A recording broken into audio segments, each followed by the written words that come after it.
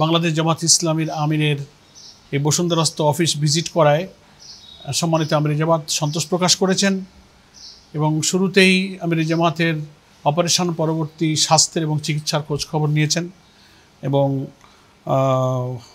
বাংলাদেশের আসন্ন জাতীয় সংসদ নির্বাচন স্বচ্ছ নিরপেক্ষ ক্রেডিবল একটা ইলেকশন হওয়ার ব্যাপারে ওনারা আশাবাদী এবং সে ব্যাপারে জামাত ইসলামীর যে প্রচেষ্টা ভূমিকা সেগুলো নিয়ে আলোচনা হয়েছে। আমাদের রিফর্ম, আমাদের জুলাই চার্টার, এগুলোর মধ্য দিয়ে একটা ন্যাশনাল কনসেনসাস তৈরি হলে নির্বাচনটা যে নিরপেক্ষ হতে পারে সে ব্যাপারে সুন্দর মত বিনিময় হয়েছে এবং সঙ্গে আমাদের রোহিঙ্গা সমস্যা, মায়ানমার হিল ট্যাক্স ইস্যু এবং মায়ানমারের যে মানবিক পরিস্থিতির উদ্ভব হয়েছে সেখানে জাতিসংঘ সহ রোহিঙ্গা ইস্যুতে সকলের সমন্বিত একটা সমস্যা সমাধানের প্রচেষ্টা এবং উদ্যোগ প্রয়োজন।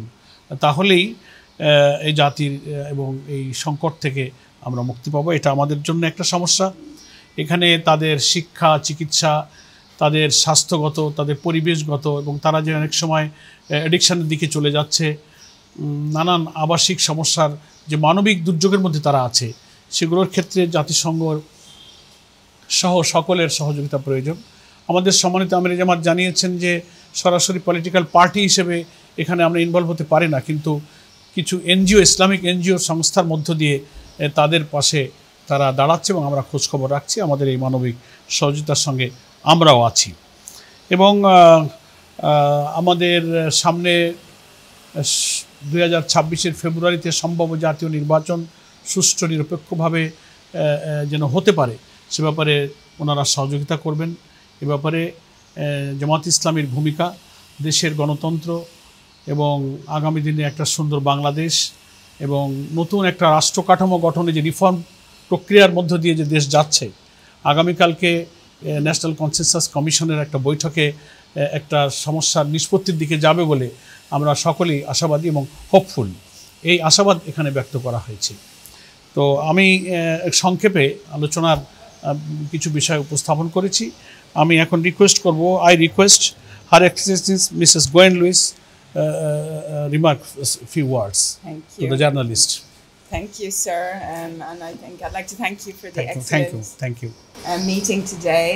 It was an important discussion, as you've already mentioned, about the importance of peaceful and credible elections in February, and the important role of the government and the support the UN will provide in making sure that the development of this incredible country continues.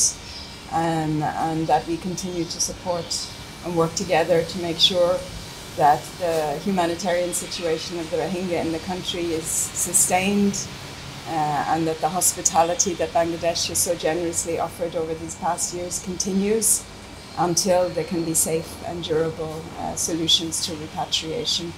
So I think it was a very important conversation and we look forward to continued dialogue with all of the political parties in the coming months in the run-up to February. So thank you so much. Thank you so much.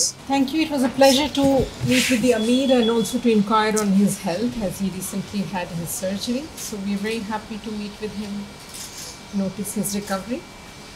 As many issues have already been mentioned, so I would not repeat them, but just to say that we also discussed the issue of justice and accountability in relation to the past crimes that happened in Bangladesh.